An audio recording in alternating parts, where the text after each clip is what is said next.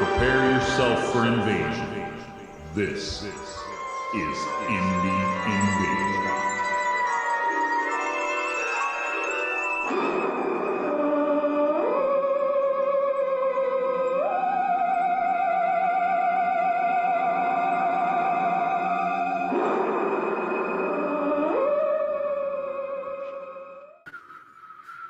Boom!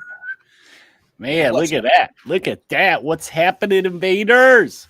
Todd didn't waste any time. Hobby Heroes, check it out. Got my new Indie Invasion shirt on. Looking sharp, looking sharp. Look at me. I got the hoodie on because I'm cold down here in the basement. Cold? Yeah. Cold?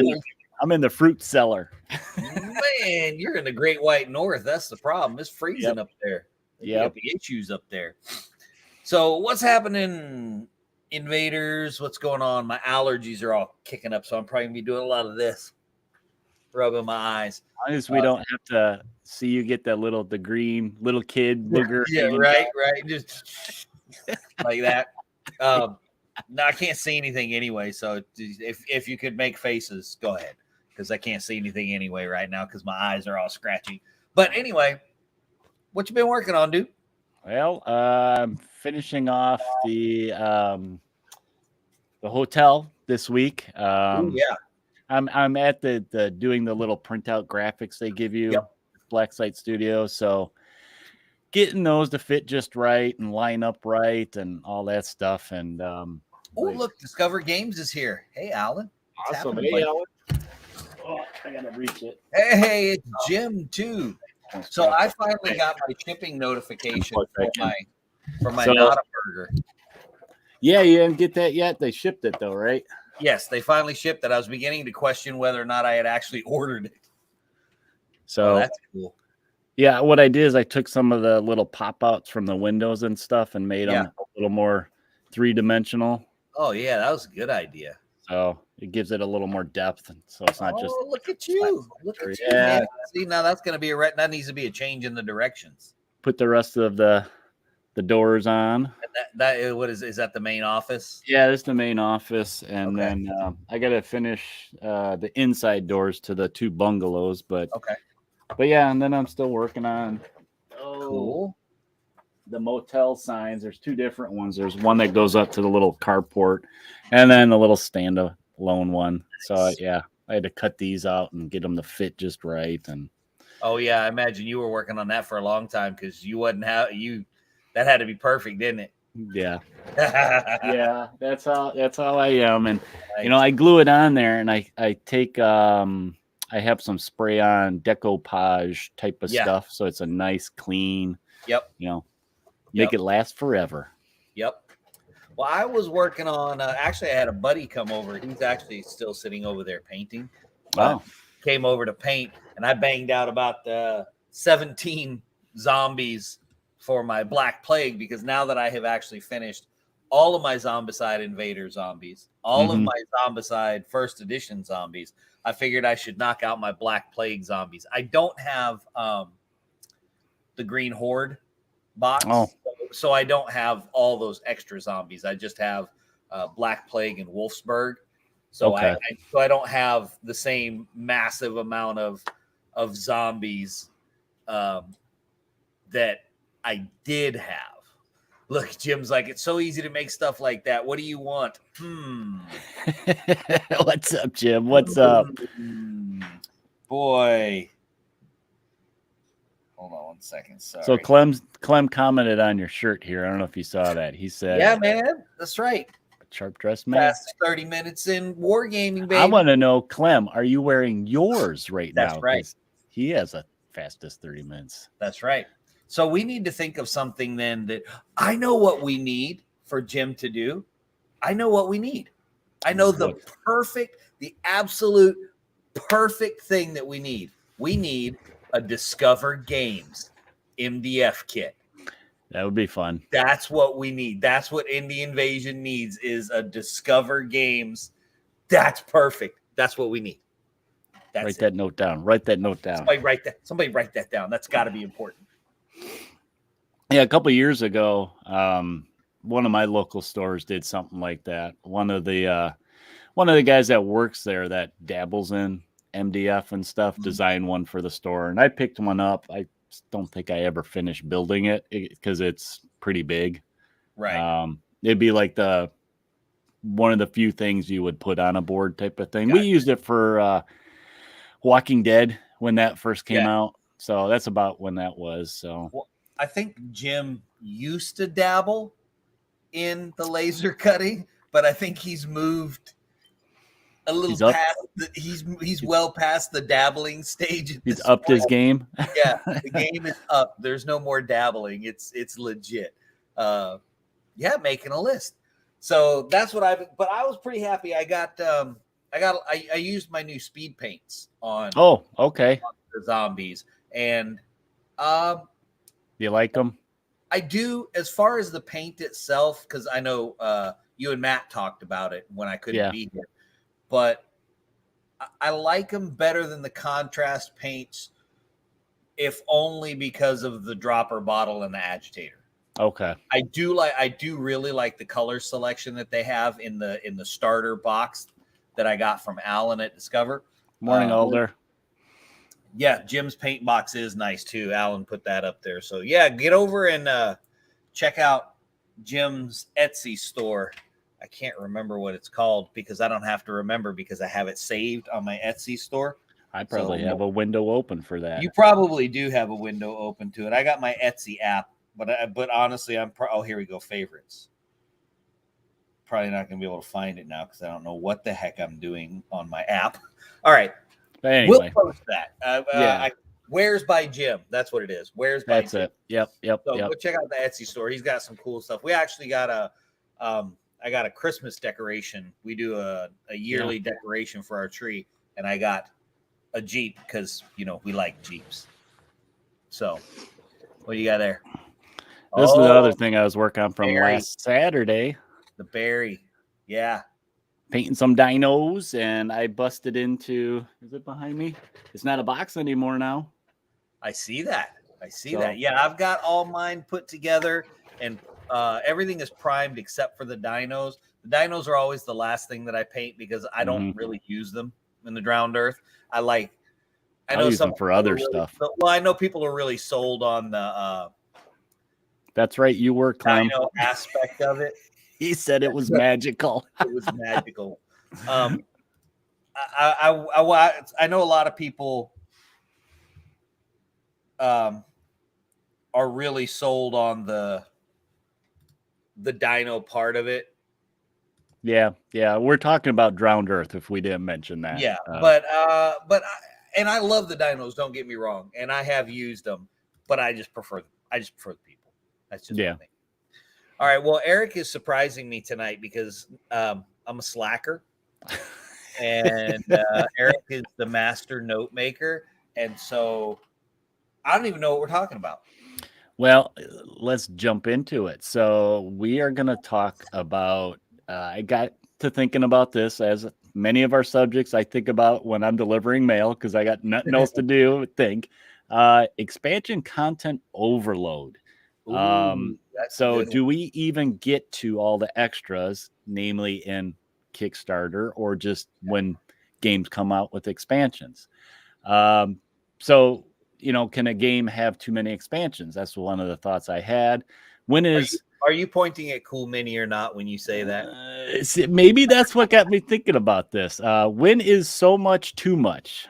Are they good, bad, and how so? And many games give you so much content. Yeah. Here's where I'm looking at Kickstarter. Do you even get to it all? So I kind of wanted to go over some of this stuff, and I want to jump right into it with a question for you, Mac. Okay. Do you like seeing a lot of expansion content for games? Define a lot. Maybe a little company that starts with a C and ends in a mon? Oh, heck no. I don't like that much. The interesting thing about you bringing the subject up was I was cruising through the 5 Parsecs Facebook group.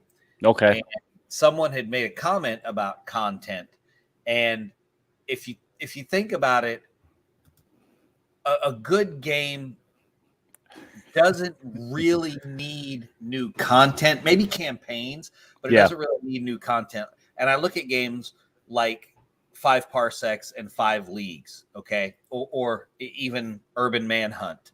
Off the top of my head, that's all. Oh, well, County Road Z.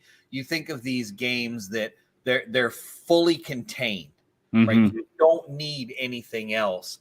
I think for expansions, for me, I like something that adds to the story arc. So expansions via a campaign, right? So that's what I like. Expansions via a campaign, released slow, not like super fast. So maybe you release a little, I don't know, $10 campaign book with 1 mini, and do, and that's what you release, and then that kind of keeps the story going. But that's for me, because I also know a lot of people like all the expansions. James, I called him, but sorry, James. Jim said core space 20% completed, too many expansions. I agree. In the original core space, I backed at the Titan level, and I don't play a lot of the campaign stuff because I play so much different stuff. There's no way I'll ever make it through all of those expansions. There's just so many of them. It is kind of nice to have them there. Bob brings up Marvel United. He'll never play all the limited content he got. I feel you. I got those 2 boxes, let alone the in content. And that what you said kind of answers what I was going to say. Why I was going to ask why and are they needed? I think it's dependent on some certain games, type of thing, and what you want expanded. Sometimes the stuff keeps the game fresh. It adds new ways to play it, or it can keep you interested in the game and the experience. But like you said, that slow grow, maybe every year, 6 months, maybe. It's good to release something like that to keep players kind of into it. And go ahead. I would say I feel like that's probably particularly for the smaller company guys, that's probably like the hardest question that you wrestle with. It's how much do you release? Do you flood stuff a la Games Workshop, where it's like, okay, for all you completionists out there, prepare to sell a kidney because we're about to release a whole bunch of stuff? Or do you run the risk of, like, there's no, and I feel bad saying this, but with no new releases, it's like there's no momentum behind it. It's kind of stagnant a little bit. Right. You've released and boom, and you're done. Kind of like, I think it ties in a little bit with, we've talked about this before, is games that don't have miniatures being really hard to do at conventions. And I think that kind of plays into the same kind of thing. Without expansions, what new are you enticing people in with? And that's where I think that miniature releases versus expansion releases is better, in my opinion, because I think that this one right here, I don't think there's a right answer on this one. It's very personal type of opinion. And I think in this, and that's why I kind of wanted to tackle this to see. I don't think we're going to solve anything with this one, but I thought it would be fun to talk about because, because I love the CMON expansions for Zombicide because you get all these cool different zombies and all of this other stuff. And I've played a bunch of regular Zombicide, and I don't think I may have played most of the main box. But I don't think I've played a single Prison Break. I've played some Angry Neighbors. And see, this is where I kind of think it might be kind of a bad thing for a game because it's just too much. It just adding more to the game sometimes will bog the gameplay down. You think about it, it makes it hard to remember all these new rules or additional rules you have to remember. But even where am I going to put all this stuff storage wise? So like Yeah, and I hate to pick on Simon, but when I backed all these Kickstarters, yeah, you get all those stretch goal stuff, and it's like there's so much content that I just, you don't get to play it as much as you want to get to try all that new stuff because you're just focused on the core game and trying to remember that from gameplay to gameplay. That throwing in some new stuff would be just like, oh my gosh, that's content overload. Yeah. And I think with Simon, it's almost like they release 4 years of expansions all at once. Yeah. And so it's super overload. I got boxes of stuff I haven't even looked at. Yeah, well, yeah, but you don't open stuff. I would have opened it and primed everything already. I wouldn't have played, but I would have opened it and primed it. But Todd makes a good point. I remember Marvel Superheroes in the monthly module. And that's why I think that, again, my opinion, that's why I think that campaign releases, like something simple. You do a little skinny book that's got 5 linked stories in it, right? 5 linked battles, whatever it is, Twisted, Drowned Earth, whatever. It's got 5 linked in it, and you put it on Drive-Thru RPG for $6, right? Mm-hmm. Somebody wants the PDF, cool. I don't know how all that stuff works, the Drive-Thru RPG, but $10 you get a print copy because there's those of us that have to have a print copy. So, like that, I think that would be good. What did Alder say? He said, Necromunda, rule book and books for every faction. Yeah. 500 pages for rules without any models. Yeah. And I'll be honest with you, I prefer the old Necromunda anyway. I've got the old rule book, and then I've got a printed copy from the Yak tribe that does that. So I agree. That's just too much. Uh-oh. So what's Jim?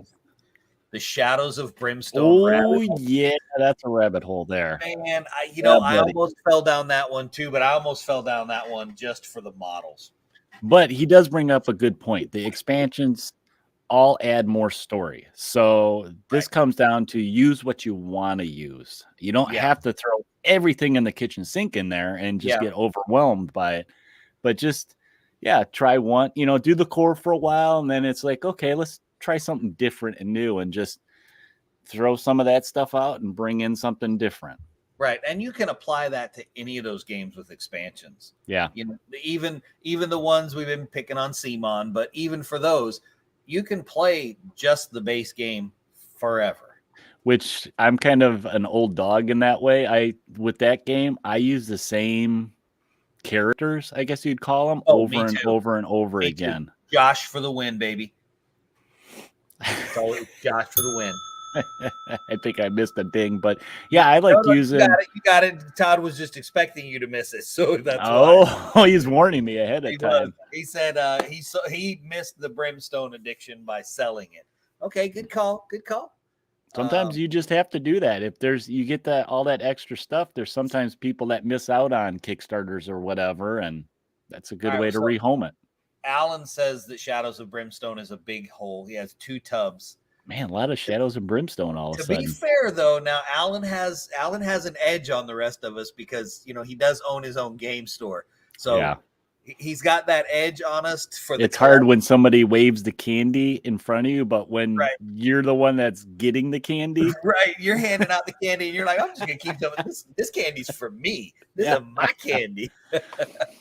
So we kind of touched on this. When is it too much? We already mentioned that, when you have your hands full with just the core, it might be too much. And Kickstarter adds all that shiny that you may not get to. So you kind of got to watch out for that pitfall. I think because of the nature of all the hobby is maybe in my mind as I'm thinking through this, maybe there's not too much. No, I'm actually agreeing with Alan right here. Okay, never too much. But when it all comes in that giant Kickstarter, it's too much at once.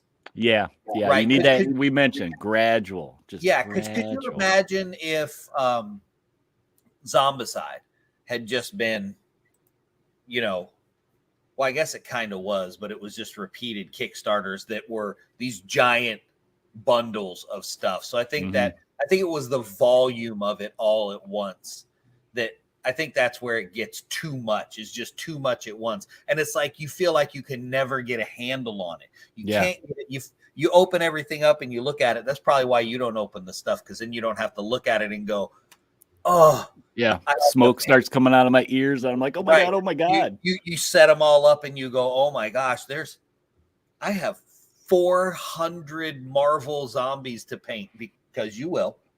I will. You know what I mean? So it's just that overwhelming all at once thing. I think for me, that's the thing that's tough. Yeah, I think also like it's too much when it basically just doesn't add anything new. It's just more of the same type of stuff, you know, or it may be just real minor change. Then it's just kind of like, well, that was kind of what we were doing already, you know, and it's kind of seems unnecessary then. That mindset kind of reminds me of like when they just add something that was unnecessary. That reminds me of doing a second edition or third edition when you could have just done an FAQ. Yeah. You know, that drives me crazy, that kind of stuff. What do we got? Alder threw something up there. It's all about timing. Just keep adding to the game to keep it fresh and people playing it rather than all at once. I agree. And I think that's a model here, a model there, a little campaign booklet. Kind of have a release schedule for the game. And I think that a lot of that falls on the creators in a way. Sometimes I think they get just as excited to create this stuff, and they're just like, let's just throw everything in there, you know, because they're just as excited. Yeah, and I'm actually for the first time experiencing some of that like excitement with too much, because I've been doing so much with Twisted lately that I've experienced that. There's so much cool stuff that's coming, but you know, trying to be smart about here's a little bit and then here's a little bit more for that keeping it fresh kind of feeling is like, oh, I wonder when the next model's coming out. And I know that when War Cradle first took over Wild West Exodus, before they grabbed all the other games, they did a really, really good job of, ooh, there's a new model coming. Ooh, there's a new model. You know what I mean? And they had good releases. Alder, when? Soon, my friend. Very soon. Very soon. Yeah. So let's see. I think we kind of touched all the major points about. Jim had a good one here, though. Big complaint about the Kickstarters. Delay in getting them when they're gigantic. Yeah. 2 years out. That's about what we're at right now. And I know there's a lot of factors that go into that right now with that. Yeah. And I need to take a picture of my back closet. I have a back game room. Don't do it. And you don't want to see the boxes I have in there. They're just used for storage for all this extra content that I got that I'm like, I just don't have the room to put all of this for one game on this shelf, because I know I won't bust into it just because it's too much. You know, I sit down with friends that come over to play games, whether it's a board game or a miniatures game. And a lot of times they're just like, tell me what to play. And I'm like, you know, so it's like, they just want you to give them something and let's just go. Yeah. They don't want to get into what's better. What does this add? Stuff like that. Let's just go with the base. Yeah. And I just think that they're just adding so much stuff to everything that so much production has to go into it. Mm-hmm. And it's the bigger guys that are doing that. It's, to be fair, some guys that really shouldn't be using Kickstarter anymore, you know? Yeah. But, and that's why I've had really positive experiences with, now don't mishear me, I haven't had bad experiences with Cool Mini or not with their Kickstarters, except for a long time, right?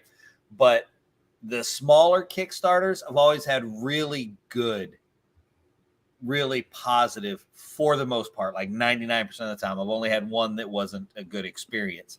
And it's because there's these small batches of production, you know, and so for instance, when I got my Drowned Earth Ulia Chronicles Kickstarter, unannounced. Got the shipping confirmation the day after I got the box. I got everything. Well, no, that's not true. I didn't get a couple of the really big dinosaurs. I'll get them later. But I got everything else. But it's not overwhelming to paint it all. Yeah, you know what I mean. Yeah, and Alder said, "Time to sell off, Eric, and reinvest." You know, that's the problem I have is letting go of that stuff because I'm just like the completionist where I got to have it all because I'll be kicking myself if I didn't get it later because I want it. And then it's an arm and a leg to get stuff, especially if it's Kickstarter. Well, you see what he said there. He said, reinvest the funds into something you will use. Alder, you spelled twisted wrong there. You spelled it wrong. You know, and as you know, going through that a bunch of times, and I think this is, as a consumer, you have to pay attention to that stuff, is you really have to look at, am I going to use that stuff? Yeah. And I've gotten better at that with time, but because it's like, I'm running out of space. Where am I going to put this stuff? And just time-wise, am I going to get to it? Yeah. So, like, most recently, we had the Stalingrad Z game, you know, and their Kickstarter, they had the base, which was just cardboard standees, and you have to decide, is that good enough for me for game experience? Yeah, I can still play the same game, or do I need actual minis? Well, at this point, I got so many minis. If I really want a mini, besides a cardboard standee, I can find one, you know, to stand in. So you didn't get them? No, I did not get them. Oh, yeah. See, I'm getting better at evaluating that. Do I need it now? I can't say that about Marvel Zombies, but we know you can't say that about that one. Now, Alan says Drowned Earth best Kickstarter. That really is. It was the first Kickstarter was ridiculous. He delivered a month early. Mm-hmm. This one, he launched it right in the middle of COVID. Yeah, everybody expected what they did, and still high quality stuff. Now this is something Alan makes a big deal about, and I agree with him. Exclusive content. I can't stand exclusive content because it triggers that FOMO, you know, fear of missing out. But I still think, and I'll always say this until they change it, that TT Combat does it the best when they run a Kickstarter. They have exclusive minis, but whenever they're at a convention, you can buy them. You can buy them at the convention, but you can also get them online while they're at the convention. They go for sale. So they're really only kind of exclusive. There's a lot of companies going to that, though, now. It's like they may offer it exclusive, like early. You'll get it early, but they'll all come out eventually. Yeah. I can't stand exclusive content, especially if it operates within the game. You know, if it's this thing over here, like, I don't know, a turn counter, right? That's not going to affect the game one way or the other if you have one and I don't. But actual game content. But if you have a character that I don't have access to, exactly. I don't like that. What are these guys picking on me? You need the minis. He's gonna order them. Always need the minis. Always, because I bet you do not have a single World War II zombie, do you? No, I don't actually. See, you're not going to be able to play Stalingrad Z. I got standees, and I'm okay with that. No, that is not the same. Because I'm gonna play it by myself. Show right now, that's unacceptable. And you know what? This is the thing, though. I can get them afterwards if I really like that game. You know, I want to dive in more, and I want to, I guess at this point, bling out my game. I'll get the minis, and then I can paint them. So that's something to think about with content. You know, as long as you can get it, just be patient. Yeah. You already know I'm an oak, so. Oh, yeah. The only thing you're an oak on is not opening it when it gets to your house. It's all coming to your house. It's just piled up and unopened. So, well, all right. Is that all you got? Closing thoughts. I think it's this is the type of thing that it's a game by game evaluation. If more content, a lot is needed for the game.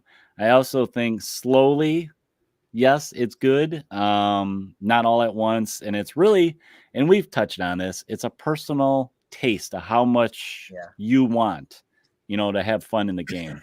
I think you can always choose to not add a lot to the fun, and just experience whatever the game is, to get to the table. So yeah, I think something we missed in the conversation too, though, is it's bad if the expansion changes the game so much that you have to have it. Yeah. If it feels like it's missing out on it, it's like, why didn't they just put that in it to begin with? Right. FAQ the first edition or whatever it is, and then release whatever the expansion is. Yeah.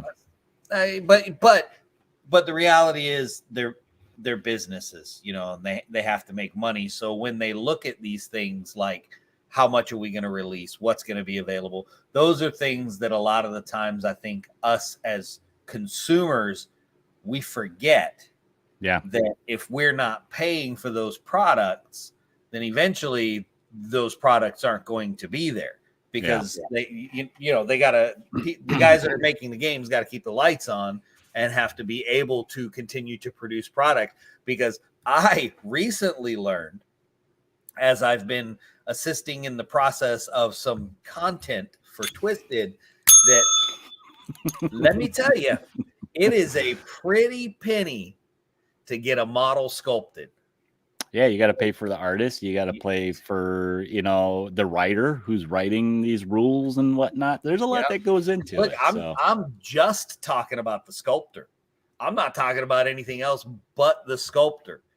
It's not cheap to get done. So there's a lot of stuff that goes into it. Yeah, just food for thought for everybody. Like I said, I didn't think we were going to solve anything, but it's something I kind of wanted to bring to attention to everybody, because a lot of times, and I've seen this at cons where people get into a game and they buy everything, and it's like, were you like casually pointing at me without actually pointing at me? No, on that one. Okay, I just wanted to make sure you weren't like trying to point at me without. I've been guilty of it too. I'll admit it. I've been guilty of that at Gen Con. It's like, oh, you got this core game. Oh, well, but wait, there's all these expansions. I'm trying to think if I've ever done that at a con, because I don't think that I've ever been to a convention where I wasn't already coming with almost everything that I wanted. See, me, I always find something. I don't think I really don't. I don't think I have ever been to a convention where I wasn't running something. Clem said that's him. He's either out or all in. Out or all in. All right, Alder. We'll talk to you later, sir. I did not have my coffee with you. I apologize for that. I'll toast him. I did have a new shirt though, so that was pretty cool. But just like that, we're going to make Clem cry. Oh, no. Fastest 30 minutes in gaming. And right. I do believe it's my turn. But you guys can join us every Thursday for the live stream. And sometimes on Saturdays when we do our little hobby hangouts. But, I don't know if I reminded people to please follow, like, subscribe, smash that button. Let us know that you are digging what we're doing. And if you want more audio content, we got stuff on Podbean. Podbean's the best place to do. So I just noticed this the other day, that Google Podcast is great, but for some reason they only put in so many in their stream.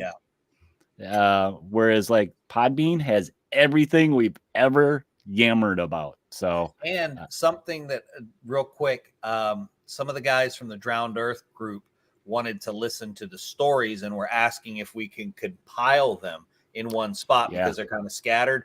But if you go to the Podbean app, you can search within our podcast, type in Drowned Earth or Twisted or Deep Wars, and it'll bring up all of those stories so that they're not scattered. So just as an FYI, you can do that. Yep.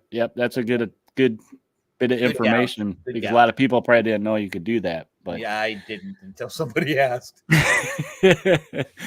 Also, check out what we got going on in social media: Facebook, Twitter, Instagram, Discord, YouTube, and drop us a line, indieinvasion@gmail.com, if you have questions, comments, ideas. Discord, there we go. There's Discord. If you guys join in the conversation, share what you're working on. We love seeing what everybody's working on. And if you feel like you want to support what we're doing, that would be great, but you don't have to. But you can check us out on Patreon and our favorite Redbubble to get some merch. Still a 20% discount going on, right? I think it's still going. I think it's till tonight. So yeah, I think code is eye candy. Eye candy. So you can, some eye so candy. You can get some eye candy. But that is it. And actually, you know what? We forgot to do at the top of the show, and he is not here, but he'll probably watch later. That's right. We forgot to say happy birthday to our favorite knucklehead, Spaz. Spaz. Wolverine. I mean, Spaz. Mary said Mounties. That's right. That's right. So happy birthday, Spaz. And you guys, thanks for joining us tonight. And when you're looking at all that game content, prepare yourself for the invasion.